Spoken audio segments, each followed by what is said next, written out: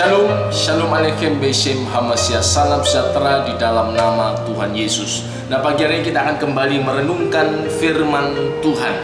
Kemarin kita sudah belajar tentang bagaimana Yesus Sang Mesias itu sudah dijanjikan di dalam kitab para nabi. Nah, kita akan melanjutkan pembelajaran kita dalam Injil Matius pasal yang keempat. Saya akan bacakan dalam Injil Matius pasal yang keempat, sebuah pasal yang menarasikan pencobaan Yesus di padang gurun. Dalam Injil Matius pasal yang keempat, Injil Matius pasal yang keempat, saya akan bacakan. Maka Yesus dibawa oleh Roh ke padang gurun untuk dicobai iblis. Dan setelah berpuasa 40 hari dan 40 malam, maka laparlah Yesus. 3. Lalu datanglah si pencoba itu dan berkata kepadanya, jika engkau anak Allah, perintahkanlah supaya batu-batu ini menjadi roti. Amin. Nah, Anda bisa membaca kisah selengkapnya di dalam ayat-ayat selanjutnya sampai ayat yang ke-11. Ada pembelajaran yang luar biasa di dalam narasi pencobaan Yesus di padang gurun yang bisa menjadi pola, bisa menjadi tuntunan hidup kita sebagai pengikut Kristus. Nah, pencobaan Yesus di padang gurun ini seolah-olah hendak mementaskan ulang pencobaan yang pernah dialami oleh Adam dan Hawa ribuan tahun yang lalu, di mana polanya tetap sama. Melalui 3 hal iblis ingin menjatuhkan manusia, yaitu keinginan mata, keinginan daging, dan keangkuhan hidup. Nah, demikianlah juga Yesus Sang Mesias itu, ia dicobai dalam ketiga hal ini. Tetapi kalau kita membaca di dalam peristiwa pencobaan di padang gurun ini, Kristus menang atas pencobaan. Nah, berbeda dengan Adam yang pertama, ketika ia dicobai dalam 3 hal ini, mereka gagal, mereka jatuh. Nah, Sang Mesias yang akan datang itu, yang menjadi pola ideal manusia yang dikehendaki dan direncanakan oleh Allah, itu menang melawan pencobaan. Dan Tuhan ingin kita sebagai pengikutnya itu meneladani jejak Sang Kristus. Tentu bukan dengan kekuatan kita saja semata-mata.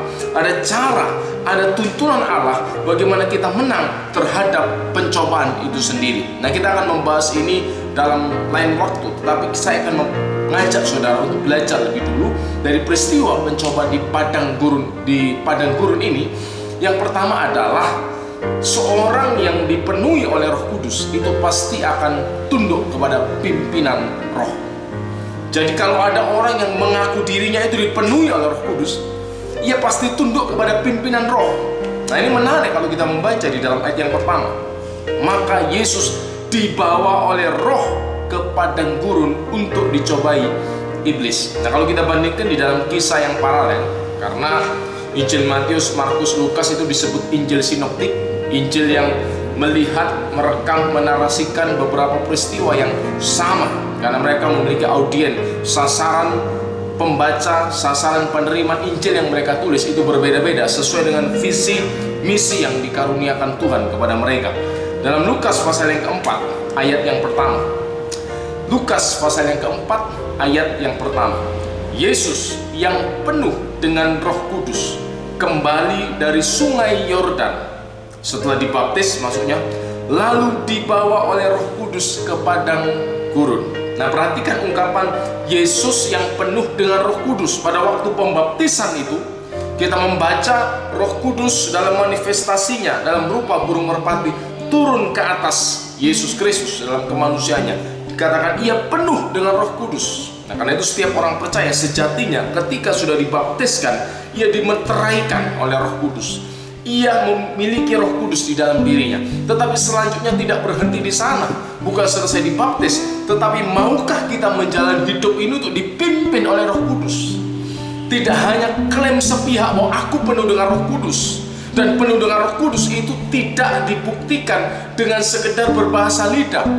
Kemudian kita boleh katakan aku sudah penuh Roh Kudus karena aku berbahasa roh.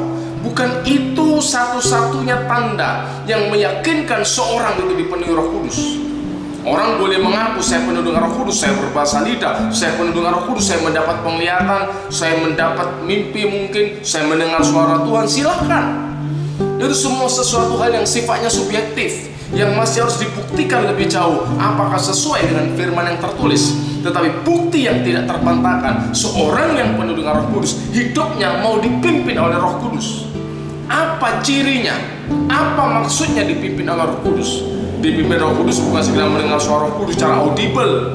Kemudian kita mendengar Tuhan berkata, ayo kamu lakukan ini, pergilah ke sana. Bisa dan sangat bisa Tuhan kerjakan itu. Tetapi jangan kita muluk-muluk lah lebih dulu mendengar suara yang audible. Kalau firman yang tertulis ini belum kita belajar untuk mentaati, karena firman Tuhan yang tertulis ini itu diinspirasikan, itu dinafasi oleh Allah. Dalam 2 Timotius 3:16, segala tulisan, segala kitab suci itu dinafasi oleh Allah. Roh Kudus adalah nafas ilahi, kehidupan ilahi yang menginspirasikan firman yang tertulis ini, sehingga setiap kata firman di dalam Alkitab itu diwahyukan Allah, merupakan pimpinan roh yang melaluinya kita taat. Kalau kita mengaku diri dipenuhi Roh Kudus tetapi kita tidak taat pada firman Allah, kita menolak firman Allah yang tertulis, tentu pengakuan kita itu diragukan, pengakuan kita harus dipertanyakan. Nah, karena itu apa yang bisa kita pelajari dari peristiwa narasi pencobaan di padang gurun ini? Yang pertama, seorang yang penuh dengan Roh Kudus itu hidupnya pasti tunduk kepada pimpinan roh. Tunduk kepada pimpinan roh artinya mau taat kepada firman Allah. Karena Roh Kudus tidak pernah kontras dengan firman Allah. Amin. Roh Kudus tidak pernah kontras dengan firman Allah. Roh Kudus itu selalu selaras, ia seiring, ia berjalan bersama-sama dengan firman Allah. Bahkan ia tidak pernah bekerja sendiri. Rohnya Allah itu selaras, sepikiran, setujuan dengan firman-Nya. Karena itu kalau kita membaca di dalam narasi penciptaan, setelah digambarkan di sana, Roh Kudus itu melayang di atas permukaan air. Dia hendak memberi kehidupan. Ia menunggu instruksi ilahi. Wa yomer Elohim, berfirmanlah Allah, Yehiur wa Yehiur, jadilah terang, dan terang itu jadi. Setelah ada firman keluar dari perkataan Allah, dari mulut Allah, maka roh kehidupan itu menyalurkan energi kehidupan, mewujudkan ciptaan yang ada. Sehingga rohnya dan firmannya itu seiring bersama-sama. Sehingga kalau ada orang mengaku aku dipenuhi Roh Kudus, aku mendapat mimpi, aku bernubuat, tetapi ternyata apa yang dikatakannya, apa yang dilakukannya itu bertentangan dengan firman Allah, pengakuannya itu harus dipertanyakan. Tetapi di sini kita melihat bukti nyata dari seorang pribadi yang dipenuhi oleh Roh Kudus, hidupnya dituntun oleh Roh Kudus, yaitu Yesus yang memberi teladan bagi setiap kita. Kita lihat ia dibawa oleh Roh Kudus ke padang gurun. Wow, pimpinan Roh Kudus tidak selalu cocok, ya kan? Menyenangkan, sesuai dengan kita. Bisa ia tidak sesuai dengan kehendak kita. Bisa ia mendatangkan sesuatu yang tidak menyenangkan, tidak nyaman dalam hidup kita. Tetapi apapun itu, kalau memang ini kehendak dan pimpinanmu Tuhan, aku mau belajar taat. Aku mau belajar berserah ya Allah. Karena aku tahu Allah tidak pernah salah memimpin. Aku tahu dalam pimpinannya senantiasa menuju kebaikan, mendatangkan kebaikan. Kalau ini yang menjadi prinsip kita, ini yang menjadi mindset kita, maka kita akan berkata, ya Tuhan, tuntunlah aku, berikan kekuatan kepadaku, agar aku mampu berjalan mengikuti tuntunan. Dan ini yang kita lihat, Sang Mesias itu bukan dipimpin ke Yerusalem untuk dinobatkan menjadi raja. Sang Mesias itu di awal pelayanannya, ia dipimpin ke padang gurun, bukan untuk disanjung-sanjung, saudara. Haleluya. Kalau kita dipimpin oleh Roh, dibawa ke suatu tempat di mana kita disanjung, di mana kita dihargai, di mana kita diberi sesuatu yang menyenangkan daging kita. Senang nggak? Senang. Kita mau, kita berkata haleluya, puji Tuhan. Tetapi kadang pimpinan Roh Kudus itu membawa kita ke padang gurun, ke suatu tempat yang gersang, suatu tempat yang tidak nyaman, tempat yang dimana kita tidak betah di sana. Apalagi di sana dikatakan untuk dicobai oleh iblis, untuk diuji. Kesetiaan iman itu perlu diuji. Bukan Allah kalau menguji kita, bukannya dia tidak maha tahu. Allah itu maha tahu. Ujian yang diberikan Tuhan kepada hidup kita untuk kita sadar dan mengetahui sampai di mana kualitas iman kita, sehingga kita terus memperbaiki diri, kita terus meningkatkan kapasitas diri, dan pada akhirnya kalau kita lulus dari ujian itu, maka kita akan dibawa ke satu level kehidupan yang lebih tinggi lagi. Nah, ini pembelajaran yang lain. Tetapi yang saya sampaikan saat pagi hari ini, bahwa seorang yang dipenuhi oleh Roh Kudus, hidupnya akan dipimpin oleh Roh. Dan satu hal yang harus Anda perhatikan, pimpinan Roh Kudus itu tidak serta-merta cocok dengan kita. Pimpinan Roh Kudus itu tidak selalu sesuai dengan kita. Nah, sekarang bagaimana? Kalau pimpinan Roh Kudus itu sesuai dengan kita, mudah, saudara, mudah. Tetapi ketika pimpinan Roh Kudus itu membawa Yusuf untuk dijual oleh saudara-saudaranya, pimpinan Roh Kudus itu yang membuat Yusuf taat kepada kehendak Allah, walaupun ia digoda oleh istri Potifar, itu membawa Yusuf ke penjara. Bagaimana sikap kita sebagai orang percaya? Masihkah kita berkata, haleluya, terpujilah Engkau, Tuhan Yesus baik? Atau sebaliknya kita mengeluh, kita berontak, kita bersungut-sungut? Tetapi saya belajar dari teladan Kristus, ketika ia dituntun oleh Roh Kudus, dibawa oleh Roh Kudus kepada gurun untuk dicobai, ia taat kepada pimpinan Roh. Sekalipun itu bukan tempat yang nyaman, sekalipun itu bukan tempat dan keadaan yang membuat kita kerasan. Tetapi kalau kita tahu, ya Tuhan, ada sesuatu yang baik yang sedang Kau kerjakan, ada sesuatu yang baik yang sedang Kau siapkan, ada sesuatu yang baik yang akan aku terima dari Engkau, maka kita akan dengan penuh sukacita, kita akan dengan penuh pujian kepada Allah. Aku tahu ya Tuhan, Engkau sedang mengerjakan sesuatu yang baik dalam hidupku. Karena itu aku mau belajar taat pada pimpinanmu. Meminjam istilah Rasul Paulus, aku ini sebagai tawanan roh.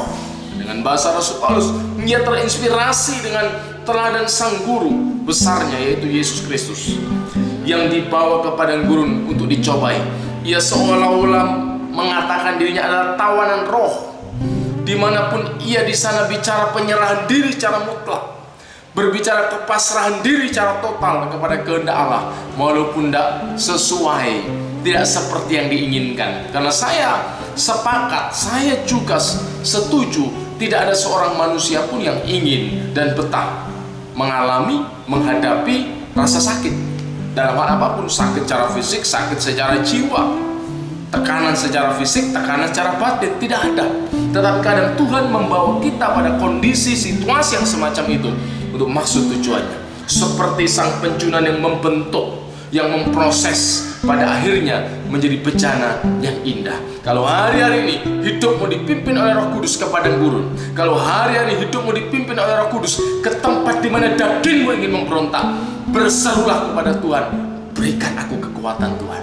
Kalau memang ini yang Kau inginkan, aku berdiam di sini. Aku tahu tidak selamanya Tuhan, karena Mesias tidak selamanya ada di padang gurun. Dia kembali ke padang gurun dengan kuasa Roh. Oh, berbeda saudara, berbeda dengan kekuatan Roh Kudus. Ia kembali diurapi, mendapat sesuatu yang baru. Demikian juga hidup kita. Kalau kita berhasil mentaati hidup dalam pimpinan Roh Kudus, ada sesuatu hal yang besar yang Tuhan kerjakan dalam hidupmu.